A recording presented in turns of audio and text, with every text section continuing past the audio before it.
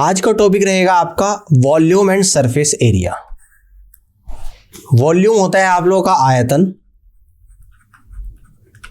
और surface area होता है आप लोगों का संपूर्ण पृष्ठ का क्षेत्रफल। सरफेस एरिया क्या होता है? संपूर्ण पृष्ठ का क्षेत्रफल, जिसमें हम लोग थ्योरी एंड कॉन्सेप्ट डिस्कस करेंगे पार्ट नंबर 1 में। यहां पर देखते हैं तो सबसे पहला क्वेश्चन आपका यही हो गया कि डेफिनेशन ऑफ वॉल्यूम। वॉल्यूम क्या होता है आप देख लेते हैं।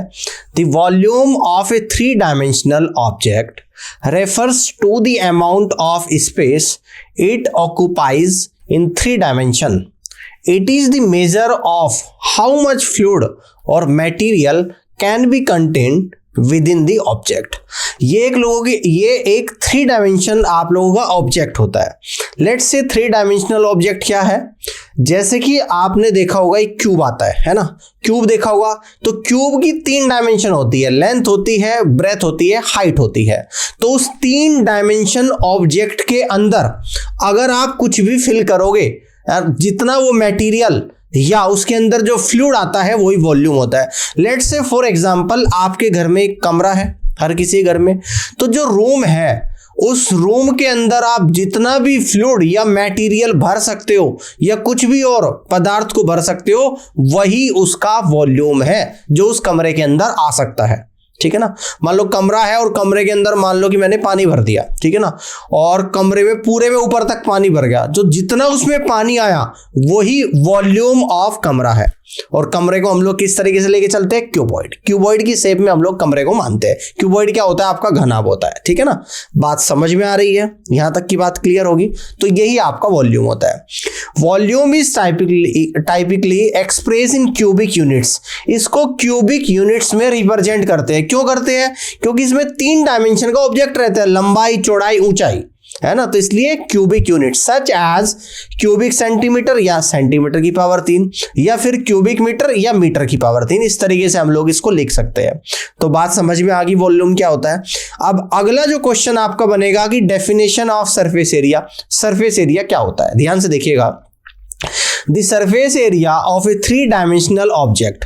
सरफेस एरिया भी एक 3 डायमेंशनल ऑब्जेक्ट होता है। Refers to the total area of all its exposed surface.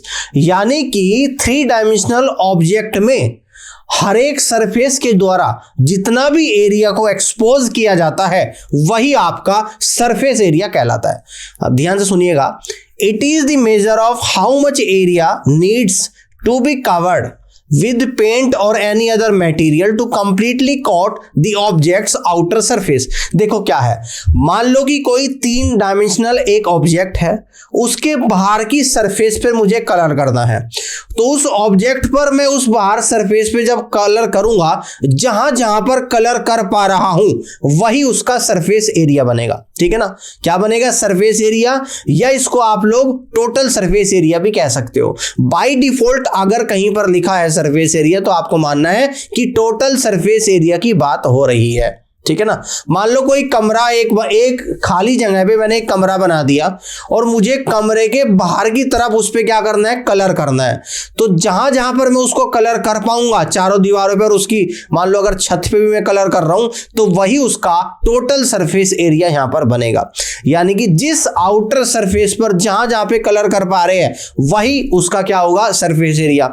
दूसरी लैंग्वेज में हम लोग ये कहेंगे कि किसी भी 3 डायमेंशनल ऑब्जेक्ट के अगर मैं आउटर सरफेस, जितनी सरफेस को टच कर पा रहा हूं वही क्या है? उसका टोटल सरफेस एरिया। बस इतनी बात आप लोगों को समझ लेनी है। कोई भी 3 डायमेंशनल आपका ऑब्जेक्ट्स है, उसकी बाहर की आउटर सरफेस को जहां से भी मैं टच कर पा रहा हूं, है ना। मान लो कोई रूम है तो कहां से टच करूंगा? चारों दीवारों को कर दूंगा, ऊपर से छत को कर दूंगा, नीचे तो नहीं कर पाऊंगा। आउटर सरफेस को जहां से टच कर पा रहा हूं वही उसका सरफेस एरिया है। बस इतना आप लोग समझ लीजिएगा। Surface area is typically express in square unit. ये स्क्वायर यूनिट में रिप्रेजेंट किया जाता है। स्क्वायर सेंटीमीटर, जैसे कि सेंटीमीटर स्क्वायर, या फिर स्क्वायर मीटर कहेंगे तो मीटर स्क्वायर। ये बात समझ में आ गई आप लोगों को? चलिए अब हम लोग यहां पर जो बात करेंगे 3 डायमेंशनल ऑब्जेक्ट्स में बात करेंगे सबसे पहले क्यूब की। तो क्यूब में हम लोग बात करेंगे, क्यूब को क्या बोलते हैं? घन। क्या बोलते हैं? क्यूब को घन बोलते हैं। तो शेप ऑफ क्यूब्स, यानी कि क्यूब की शेप कैसी होती है, कैसी क्यूब दिखती है। तो आपको ये चित्र दिख रहा होगा, ये आप लोगों की क्यूब है, ठीक है ना, ये आप लोगों की यहाँ पर क्यूब है। क्यूब में ये तो इसकी क्या है, लेंथ है, एल लेंथ है, ये इसकी क्या है, चौड़ाई है यानी कि बी है, और ये इसकी हाइट है यानी कि एच है, ठीक है ना। अब जहां पर ये तीनों लाइन मिलती है ये क्या होता है, वर्टेक्स पॉइंट, जिसको हिंदी में बोलते हैं शीर्ष। क्या बोलते हैं हिंदी में, शीर्ष बोलते हैं, ठीक है ना। और ये क्या है इसकी, ये सभी क्या है इसकी एज, ये सभी क्या है इसकी एज यानी कि किनारे, किनारे, किनारा। और ये क्या है जो सरफेस दिख रही है, यानी कि ये पूरी जो दिख रही है ये क्या है इसकी फेस यानी कि सतह है, जिसको हिंदी में बोलते हैं सतह। तो ये आप लोगों का एक 3 डायमेंशनल ऑब्जेक्ट्स है, जिसमें एक लेंथ होती है, ब्रेथ होती है और हाइट होती है, ठीक है ना। और जहां पर लेंथ, ब्रेथ और हाइट मिलती है तो ये वर्टेक्स पॉइंट यानी कि शीर्ष बिंदु कहलाता है। और जो ये इसकी लाइनें हैं, इन लाइनों को क्या बोलते हैं, एज बोलते हैं। और ये जो है आपको मैंने डार्क करके दिखाया येलो कलर से, ये इसका फेस है यानी कि सतह है, ठीक है ना। तो यहां तक की बात समझ में आ गई। अब क्यूब का अगर मैं कोई एग्जांपल दूं, तो आपने सांप सीढ़ी खेली होगी, तो उसमें आप जिस गिट्टे का प्रयोग करते हैं जिसपे नंबर लिखा रहता है, क्या क्या नंबर लिखा रहता है गिट्टे पे, 1 2 3 4 5 6 तक, तो वो क्यूब का सबसे बेस्ट एग्जाम्पल है, ठीक है ना। समझ में आ गई, वो आप लोगों का क्यूब होता है, ठीक है ना। यहां तक की बात क्लियर होगी। अब इसके बाद जो हम लोग यहां पर बात करेंगे वो बात करेंगे फॉर्मूलाज ऑफ क्यूब, यानी कि क्यूब के क्या सूत्र के बारे में हम लोग यहां पर बात करेंगे। सबसे पहला फॉर्मूला है इसका वॉल्यूम ऑफ क्यूब। तो वॉल्यूम क्या होता है, आयतन होता है। वॉल्यूम क्या होता है, यहां पर आयतन होता है, यानी कि घन का आयतन क्या होता है, तो घन का आयतन होता है साइड की पावर 3। क्या होता है, साइड की पावर 3। और साइड क्या है, यहां पर लंबाई है जिसको L से रिप्रेजेंट कर रहा हूं, चौड़ाई है जिसको B से रिप्रेजेंट कर रहा हूं, हाइट है जिसको H से रिप्रेजेंट कर रहा हूं। और ये सभी क्या होती है, आपस में इक्वल होती है। ये सभी क्या होती है, आपस में इक्वल होती है, यानी कि क्यूब में लंबाई, चौड़ाई, ऊंचाई सभी आपस में बराबर होती है। तो तीनों को हमने क्या कह दिया, यहां पर साइड कह दिया, यानी कि वॉल्यूम ऑफ क्यूब होगा साइड की पावर 3, ठीक है। यहां तक समझ में आ गया, कोई दिक्कत तो नहीं है। अब इसके बाद हम लोग बात करेंगे total surface area. Total surface area या कहीं पर आपको लिखा हुआ मिलेगा सरफेस एरिया, दोनों एक ही बात है, जिसको हिंदी में बोलते हैं संपूर्ण पृष्ठ का क्षेत्रफल। जिसको हिंदी में क्या बोलते हैं, संपूर्ण पृष्ठ का क्षेत्रफल। अब देखो मैंने क्या कहा था कि total surface area, surface area क्या होता है, यानी कि किसी भी 3 डायमेंशनल ऑब्जेक्ट्स की जिन जिन आउटर सरफेस को आप लोग टच कर पा रहे हो वही उसका टोटल सरफेस एरिया कहलाता है। अब फॉर एग्जांपल मैंने आपको एक एग्जांपल बताया था कि ये गिट्टा जो सांप सीढ़ी में यूज होता है, जिसके 6 फेसिस होते हैं, उन 6 के 6 फेसिस को मैं चारों के चारों को 6 के 6 फेस को हर जगह से उसको बाहर से मैं टच कर पा रहा हूं, है ना। तो उन सभी फेसिस के एरिया का सम ही क्या होगा, टोटल सरफेस एरिया होगा। यानी कि 6 फेस है 6 इंटू, और एक फेस का एरिया कितना बनेगा, साइड स्क्वायर के बराबर बनेगा। जैसे कि अगर मैं इस फेस को लेकर चल रहा हूं तो इसमें लेंथ आ रही है, एक तो ब्रेथ आ रही है और एक हाइट आ रही है, दोनों आपस में बराबर है, यानी कि साइड इंटू साइड। तो एक फेस का एरिया साइड स्क्वायर और 6 फेस है तो 6 इंटू साइड स्क्वायर। अब आगे हम लोग बात करेंगे लेटरल सरफेस एरिया की। लेटरल सरफेस एरिया क्या होता है, इसको हिंदी में बोलते हैं वर्क पृष्ठ का क्षेत्रफल, जिसको हिंदी में क्या बोलते हैं, वर्क पृष्ठ का क्षेत्रफल। तो वर्क पृष्ठ का क्षेत्रफल क्या होता है, इस क्यूब की, जो हमने क्यूब लिया है इसके चारों तरफ का क्षेत्रफल, इसके चारों तरफ का क्षेत्रफल नीचे और ऊपर का छोड़ देंगे। जैसे कि एक सांप सीढ़ी वाला गिट्टा है, उसके ऊपर नीचे का छोड़ देंगे, चारों तरफ का क्षेत्रफल। तो चारों तरफ तो उसकी 4 सरफेस है और एक सरफेस का एरिया कितना होता है, साइड स्क्वायर। तो यानी कि lateral surface area of cube होगा 4 इंटू साइड स्क्वायर के बराबर निकल कर आएगा। अब इसके बाद हम लोग बात करेंगे डायगोनल ऑफ ए क्यूब, यानी कि घन का विकर्ण। तो घन का विकर्ण क्या होता है, √3 इंटू साइड, √3 इंटू साइड के बराबर होता है। अब इसके बाद हम लोग जो बात करेंगे पैरामीटर ऑफ क्यूब। क्यूब का परिमाप क्या होता है, क्यूब का परिमाप क्या होता है ना, sum of external boundary of any object. किसी भी ऑब्जेक्ट की बाह्य बाउंड्री का सम ही पैरामीटर कहलाता है। जैसे फॉर एग्जांपल मैं आपको बताऊंगा, अगर मैं कहूंगी पैरामीटर ऑफ स्क्वायर क्या होगा, तो आप कहोगे स्क्वायर की जो साइड है उनको अगर सभी को सम कर दोगे तो स्क्वायर का पैरामीटर निकल कर आ जाएगा। और साइड क्या है, यानी कि एक्सटर्नल बाउंड्री ऑफ ऑब्जेक्ट, यानी कि ऑब्जेक्ट्स की जो एक्सटर्नल बाउंड्री का सम होता है वो ही उसका क्या होता है, पैरामीटर। ऐसे ही इस बार जो आप लोगों का फिगर है ये आप लोगों की 3 डायमेंशनल फिगर है, तो इसका पैरामीटर क्या होगा, तो जब इसका पैरामीटर आप लोग निकालोगे तो इसकी एक्सटर्नल बाउंड्री का सम, तो एक बाउंड्री ये है 1 2, ध्यान से देखना, 2 एरी, एक 3 और एक 4, 4 आ गई। इसी तरीके से 4 ऊपर आएगी, 4 4 8 आ गई, और 2 इधर बची और 2 इधर बची, यानी कि टोटल जो बाउंड्री है इस क्यूब की 12 है। तो 12 into side parameter of cube आप लोगों का निकल कर आएगा। बात क्लियर हुई है अभी, इसमें भी कोई दिक्कत नहीं है। यानी कि क्यूब की जो एजेस होती है वो 12 होती है, ठीक है ना, एजेस यानी साइड, तो 12 into side parameter of cube आप लोगों का हो जाएगा। तो क्यूब का सब कुछ समझ में आ गया, आपको कोई दिक्कत तो नहीं है। अब मैं एक छोटा सा एग्जांपल दिखा देता हूं क्यूब का कि किस तरह के क्वेश्चंस आपसे पूछे जाएंगे। एक जर्नल एग्जांपल है, कह रहा है calculate the volume of A cube with A side length of 3 units. एक घन है जिसकी भुजा की लंबाई 3 यूनिट है, इसका वॉल्यूम आप लोगों को निकालना है। तो साइड ऑफ क्यूब आपको कितने दे रखी, 3 यूनिट। तो वॉल्यूम ऑफ क्यूब क्या होता है आप लोगों का, साइड की पावर 3 होता है, तो 3 की पावर 3 यानी कि 27 क्यूबिक यूनिट्स होगा, 27 क्यूबिक यूनिट्स होगा। समझ में आ गया, इस तरह से कर लेंगे। बाकी इसमें total surface area, lateral surface area, diagonal, parameter of cube कुछ भी पूछ सकता है। बात क्लियर होगी, सारे फॉर्मूले मैंने आप लोगों को बता दिए हैं। अब इसके बाद हम लोग बात करेंगे क्यूबॉइड के बारे में। तो देखेंगे किस तरीके का क्यूबॉइड होता है, shape and formulas of cuboid. Cuboid क्या होता है, इसको बोलते हैं घनाभ। तो घनाभ का आकार कैसा होता है और घनाभ के सूत्र के बारे में हम लोग यहां पर बात करेंगे। तो घनाभ का सबसे बेस्ट एग्जांपल है आपका रूम, जिस रूम में आप लोग बैठे हो। तो घनाभ का इस तरीके का 3 डायमेंशनल फिगर है, यानी कि एक रूम है जिसके अंदर आप बैठे हो।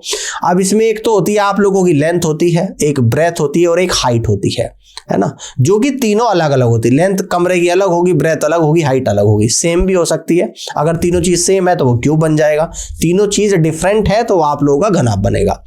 तो वॉल्यूम ऑफ द क्यूबॉइड क्या होगा, घनाभ का वॉल्यूम क्या हो जाएगा, लंबाई गुणा चौड़ाई गुणा ऊंचाई के बराबर होगा। अगर हम लोग टोटल सरफेस एरिया की बात करें, यानी कि संपूर्ण पृष्ठ का क्षेत्रफल, तो मैंने आप लोगों को बताया संपूर्ण पृष्ठ का क्षेत्रफल क्या होता है, किसी भी 3 डायमेंशनल ऑब्जेक्ट्स के आउटर सरफेस जिनको हम लोग टच कर पा रहे हैं वही उसका टोटल सरफेस एरिया कहलाता है। अब जैसे कि ये घनाभ है आप लोगों के सामने, तो इसके मैं चारों तरफ से मैं टच कर पा रहा हूं, तो यानी कि यहां पर आप लोगों का देखो क्या निकल कर आएगा, एक तो एरिया आपका इसका निकल कर आएगा, ऊपर वाले भाग का एरिया क्या निकल कर आएगा, लंबाई गुणा चौड़ाई आएगा। ऐसे ही एक भाग नीचे बन रहा है आप लोगों का, ठीक है ना, नीचे बन रहा, तो 2 इंटू L इंटू बी आ जाएगा, प्लस एक सरफेस आप लोगों का ये है और एक सरफेस इस तरीके का इस तरफ है, तो इन 2 सरफेस का एरिया क्या निकल कर आएगा, 2 इंटू क्या निकल कर आएगा, B इंटू H आ जाएगा। और जी एक सरफेस आपको दिख रहा होगा सबसे उस तरफ है ये वाला, ठीक है ना, और एक ऐसा इस तरफ दिख रहा है आप लोगों को, तो ये निकल कर आएगा 2 इंटू क्या निकल कर आएगा, L इंटू H निकल कर आएगा। यानी कि टोटल सरफेस एरिया क्या होता है, यहां से 2 कॉमन ले लूंगा, LB प्लस BH और प्लस HL के बराबर होता है। तो total surface area of a cuboid equal to 2 into length into breadth plus breadth into height और प्लस लेंथ इंटू हाइट के बराबर होता है। यहां तक की बात समझ में आ गई है। अब अगर लेटरल सरफेस एरिया की बात हम लोग करें, तो लेटरल सरफेस एरिया इसकी चारों दीवारों का क्षेत्रफल, तो ये क्या हो जाएगा, ये हो जाएगा 2 इंटू L प्लस बी और इंटू H के बराबर होता है। 2 into L plus B into H के बराबर होता है, और ये क्या कह दूंगा, 2 इंटू LB प्लस BH और प्लस HL के बराबर होगा। और वॉल्यूम कितना होगा, LB इंटू H, यानी कि 2 इंटू लंबाई प्लस चौड़ाई इंटू ऊंचाई के बराबर होगा। इसका लेटरल सरफेस एरिया आप लोगों का यहाँ पर आ जाएगा, ठीक है। यहां तक की बात समझ में आ गई है। फॉर्मूले सब कुछ आप लोगों को याद करना पड़ेगा, बिना याद करे क्वेश्चंस नहीं निकलेंगे। जब क्वेश्चंस आएंगे तो आपको फॉर्मूले याद होने जरूरी है, ठीक है। आगे बढ़ते हैं। अब इस क्यूबॉइड के हम लोग डायगोनल के बारे में बात कर रहे हैं। तो विकर्ण, घनाभ का विकर्ण क्या होता है, तो स्क्वायर रूट के अंदर लंबाई का स्क्वायर प्लस चौड़ाई का स्क्वायर प्लस ऊंचाई के स्क्वायर के बराबर होता है। इस बात को ऐसे लिख दूंगा, square root of L square plus B square और प्लस H स्क्वायर के बराबर आप लोगों का निकल कर आएगा। यहां तक समझ में आ गया। अगर मैं इसके पैरामीटर के बारे में बात करूंगा, तो पैरामीटर क्या होता है, सम ऑफ एक्सटर्नल बाउंड्री। तो देखो 1 2 और 3 और 4 तो है लेंथ यहाँ पे, तो 2 इंटू लेंथ नहीं सॉरी 4 इंटू लेंथ है प्लस, और 1 2 और 3 और 4 हाइट है, यानी कि 4 इंटू एच है।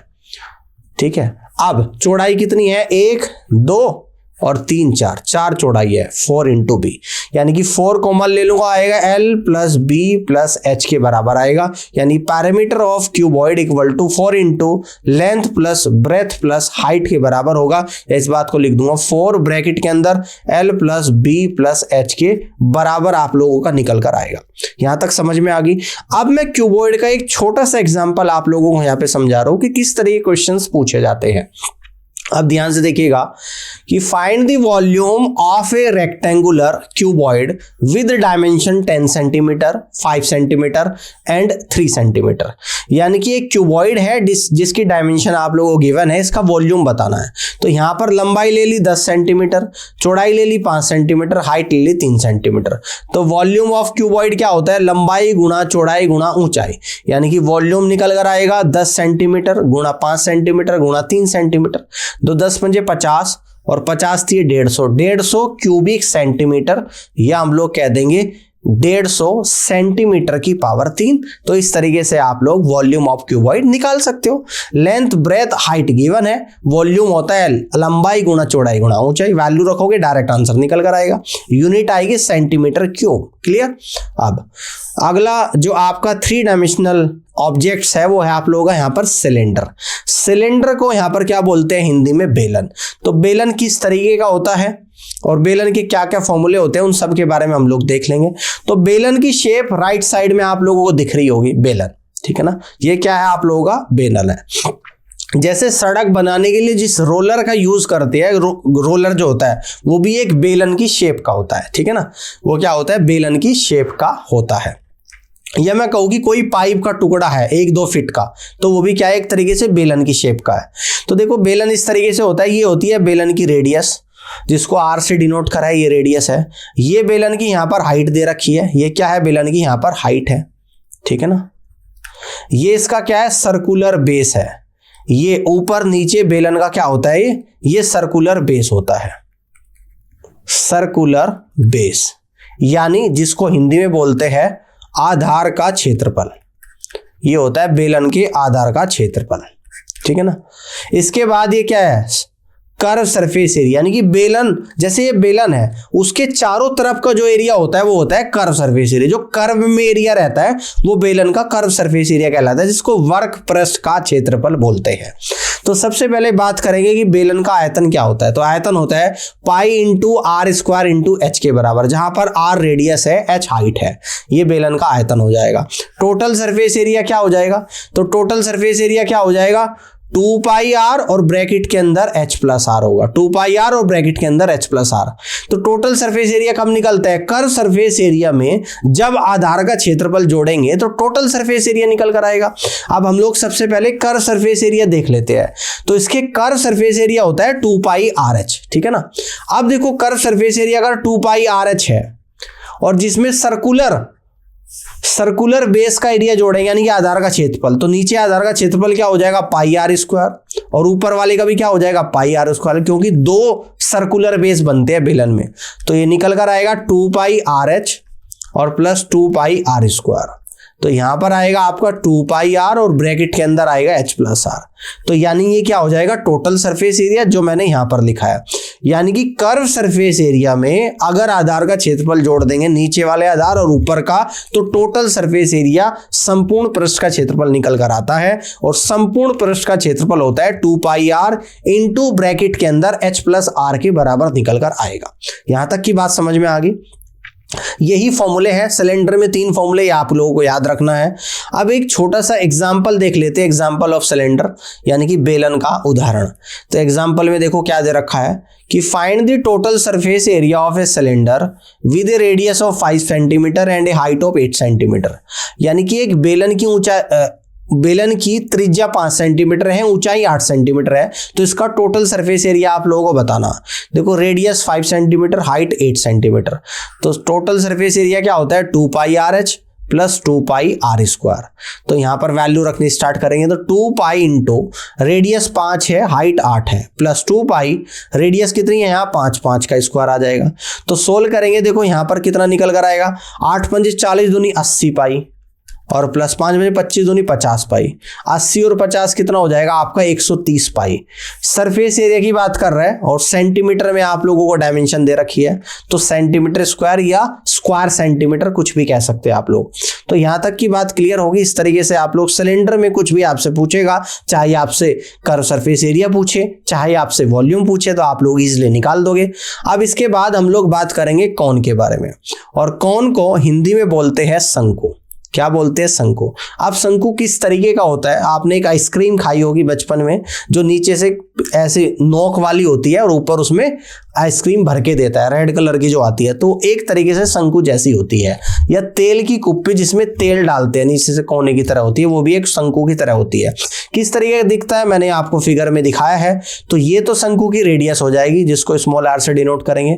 ये शंकु की हाइट हो जाएगी, जिसको स्मॉल एस से डिनोट करेंगे। और ये होती है इसकी स्लैंट हाइट, जिसको स्मॉल एल से डिनोट करते हैं, जिसको बोलते हैं स्लैंट हाइट। स्लैंट हाइट, या इसको हिंदी में बोलेंगे तिर्यक ऊंचाई। क्या बोलेंगे? तिर्यक ऊंचाई। अब सबसे पहले देखते हैं कि इसका वॉल्यूम क्या होता है। तो वॉल्यूम ऑफ कौन होता है 1/3 पाई आर स्क्वायर एच के बराबर होगा। इसका कर्व सरफेस एरिया क्या हो जाएगा? कर्व सरफेस एरिया ऑफ कौन हो जाएगा pi into R into L के बराबर होगा, जहां एल इसकी स्लैंट हाइट है। Pi into R into L के बराबर होगा, जहां एल इसकी स्लैंट हाइट है। और टोटल सरफेस एरिया की बात अगर मैं करूं तो इसके कर्व सरफेस एरिया जो कि पाई आर एल है, इसमें अगर इसके बेस का आधार का क्षेत्रफल जोड़ दूंगा, किसका क्षेत्रफल? आधार का क्षेत्रफल अगर जोड़ दूंगा, जो कि आएगा आप लोगों का कितना आएगा पाई आर स्क्वायर। अगर इसमें पाई आर स्क्वायर को मैं यहां पर जोड़ दूंगा पाई आर स्क्वायर, तो ये क्या निकल कर आएगा टोटल सरफेस एरिया, जिसको टी एस से कह देते हैं। तो पाई आर ले लूंगा कॉमन, तो एल प्लस आर आप लोगों का निकल कर आएगा। तो total surface area of cone होता है pi r into l plus r के बराबर होता है। Total surface area of cone equal to pi r into l plus r के बराबर होता है। यहां तक की बात समझ में आ गई। अब यहां पर हम लोग क्या करेंगे, कौन का एक छोटा सा एग्जांपल देख लेते हैं कि किस तरह के क्वेश्चंस कौन से पूछे जाते हैं, इनकी शंकु का उदाहरण। Calculate the total surface area of a cone with radius of 4 inches and slant height of 7 inches. यानी कि इस कॉन की रेडियस 4 इंच दे रखी है, स्लैंट हाइट 7 इंच दे रखी है। तो सरफेस एरिया आपसे पूछता है, सरफेस एरिया क्या होता है पाई आर एल और प्लस पाई आर स्क्वायर के बराबर होता है। तो वैल्यू रखनी स्टार्ट करूंगा, पाई एज इट इज, रेडियस आपकी 4 है, स्लैंट हाइट 7 है, तो 4 इंटू 7, रेडियस कितनी है 4, तो पाई इंटू 4 का स्क्वायर। तो 7 चौक 28 पाई, 4 चौक 16 पाई, 28 और 16 होता है 44 पाई स्क्वायर इंचेस, यानी कि 44 पाई इंचेस स्क्वायर भी हम लोग यहां पर कह सकते हैं। ये सरफेस एरिया ऑफ कॉन निकलकर इस तरीके से आ जाएगा। तो यहां तक की बात समझ में आ गई है, तो जल्दी से एक बार आप लोग बताइएगा। अब इसके बाद हम लोग बात करेंगे shape and formulas of sphere, sphere के बारे में। तो स्फीयर क्या होता है, इसको हिंदी में बोलते हैं गोला। जैसे क्रिकेट की बॉल, क्रिकेट की बॉल अपने आप में क्या है, पूरी गोल होती है, जिसको हम लोग sphere as a sphere count कर सकते हैं। ठीक है ना। ये आप लोगों को दिख रहा होगा स्फीयर, ये क्या स्फीयर का सेंटर है और ये इसकी क्या है रेडियस है। तो वॉल्यूम ऑफ स्फीयर जो आप लोगों का होता है वो होता है 4/3 पाई आर क्यूब के बराबर होता है। और अगर इसके सरफेस एरिया की बात करें तो ये होगा 4 पाई आर स्क्वायर के बराबर। अगर इसमें हम लोग पूछे कि स्फीयर का कर्व सरफेस एरिया क्या होता है, तो इसका कर्व सरफेस एरिया भी आप लोगों का 4 पाई आर स्क्वायर के बराबर ही होता है। यहां तक की बात समझ में आ गई।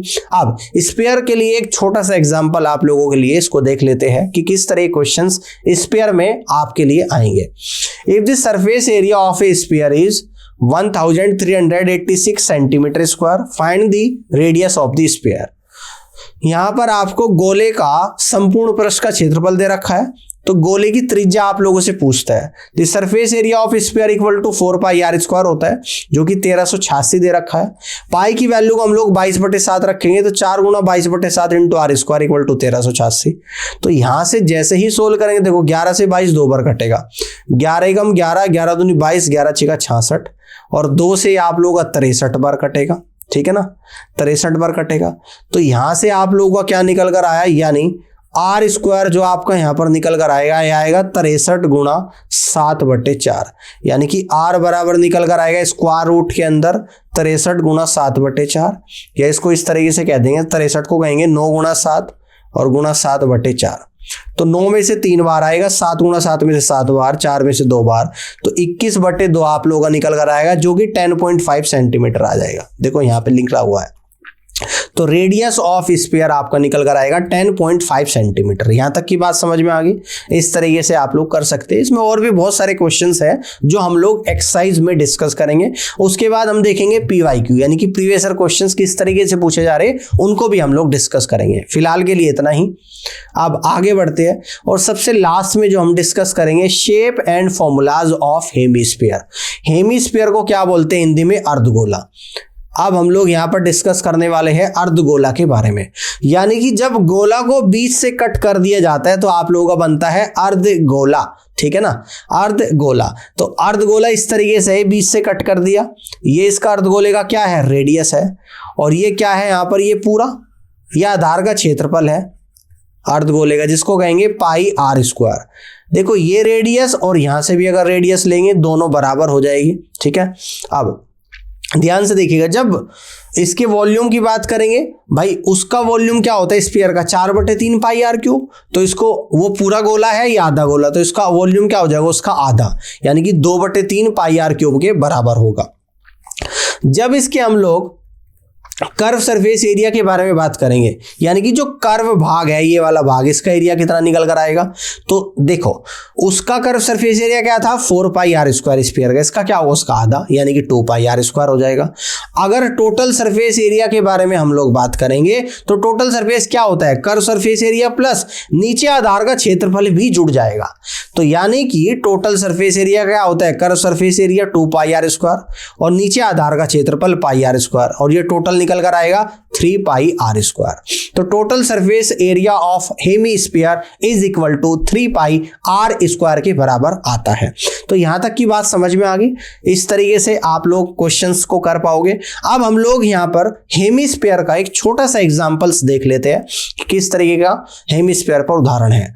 एग्जांपल है आपके सामने कि determine the surface area of hemisphere with radius of 9 centimetre. यानी यहां पे अर्धगोले का सरफेस एरिया निकालना है जिसकी रेडियस आप लोगों को दे रखी है। तो रेडियस दे रखी है यहां पर 9 सेंटीमीटर, और हेमीस्फीयर का सरफेस एरिया अभी आपको पता है, अभी मैंने बताया फॉर्मूला 3πr² के बराबर होता है। तो surface area equal to 3 × π × radius 9 है, 9 का स्क्वायर। तो 9 9 81, 81 गुणा 3 243 इंटू पाई, पाई की वैल्यू यहाँ पे नहीं रखी, 243 π² सेंटीमीटर होगा, इसको कह देंगे 243 पाई सेंटीमीटर स्क्वायर के बराबर आप लोगों का यहाँ पर निकल कर आएगा। ये क्या आ जाएगा आपका? Total surface area of A hemisphere. तो यहाँ तक की बात आप लोगों को समझ में आ गई। जितने भी मैंने थ्योरी यहाँ पे और कॉन्सेप्ट आप लोगों को बताए हैं, ये सभी फॉर्मूले आप लोगों को लर्न करने पड़ेंगे, क्योंकि इनके बिना आप लोग क्वेश्चंस को नहीं कर पाओगे जब हम लोग एक्सरसाइज के क्वेश्चंस को करने जाएंगे। तो यहाँ पर हमने आज बात करी है क्यूब के बारे में, उसके बाद हमने बात करी है क्यूबॉइड के बारे में, उसके बाद हमने बात करी है सिलेंडर के बारे में, उसके बाद हमने बात करी है कॉन के बारे में, उसके बाद हमने बात करी है स्फीयर के बारे में, और लास्ट में हमने बात करी है हेमीस्फीयर के बारे में। तो इन सभी के फॉर्मूले को आप लोगों को बिल्कुल याद कर लेना है, इनके बिना क्वेश्चंस नहीं होंगे, और ये बहुत ही इंपॉर्टेंट है आपके एग्जाम के लिए, और यहां से बहुत सारे क्वेश्चंस आपके एग्जाम में बनते हैं। तो थ्योरी और कॉन्सेप्ट की क्लास में फिलहाल के लिए इतना ही। अब हम लोग अगले सेशन में एक्सरसाइज के क्वेश्चंस लेकर आएंगे और वहां पर अच्छे से प्रैक्टिस करेंगे इन सभी टॉपिक्स के बारे में। तो इस पूरी क्लास को देखने के लिए आप सभी का बहुत बहुत धन्यवाद।